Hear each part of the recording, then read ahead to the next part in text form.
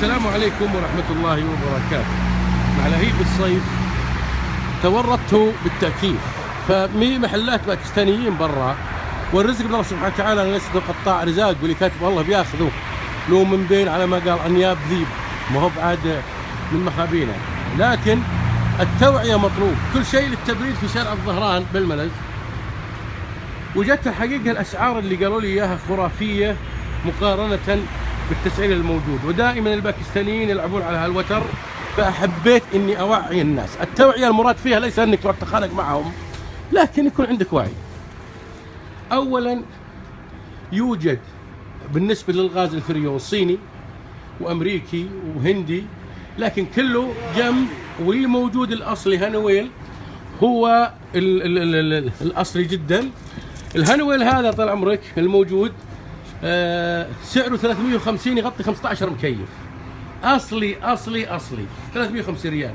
اشترى وخلى عندك بالبيت وخلهم يعبون لك كل مره. طيب نجي للكمبروسر، دائما يقولون تعطل الكمبروسر، اقل سعر يعطونك اياه 800 ريال 1000 ريال.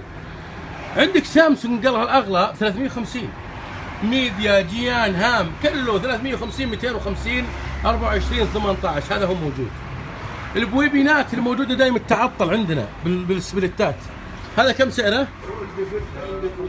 25 ريال، يغيرونها لك ب 250. وهذه نوع من البويبينه متقدمه، هي قال لها هذه ايطاليه ب 75 ريال. يعني ما عمرهم جابوا لنا الا مثلا هذا صيني ولا هندي. وهذا يعتبر من الصيني الجيد ترى يعني. وهذا الايطالي الفاخر مره، البويبين اللي ما تغير عليها ضمان سنوات عده، يعني ب 70 ريال، والله ما يغيرونها الا اقل 400 300. فالقطع حقت التكييف تخرب دائما، البويبينه تاكد منها شغاله.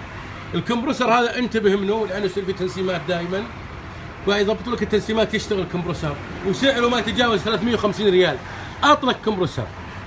وهذا التكييف ليستر، لا تخليهم يجيبوا لك الهندي ولا الصيني، لا تقول والله ما برد.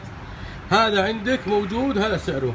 تعال النحاس، هذا الامريكي، شوفوا النحاس هذا امريكي، سعره المتر كله اللف ب 250 ريال، يبيعون لك المتر ب 100 ريال. الصيني لفته ب 80 يا جماعه، 5 متر يبيعونه لك ب 450 ريال او 250 ريال. في شيء غلط قاعد يصير، لابد ان نتوعى. المروحه كم اسعارها؟ المروحه زي هذه اللي تجي خلفيه الفريون، خلفيه السبلت، قيمتها ما تتجاوز 50 الى 30 ريال، وقاعد تباع لنا ب 250. التوعيه مطلوبه، والوعي انت اولى فيه. كل ريال تدفعه هو لبيتك وعيالك.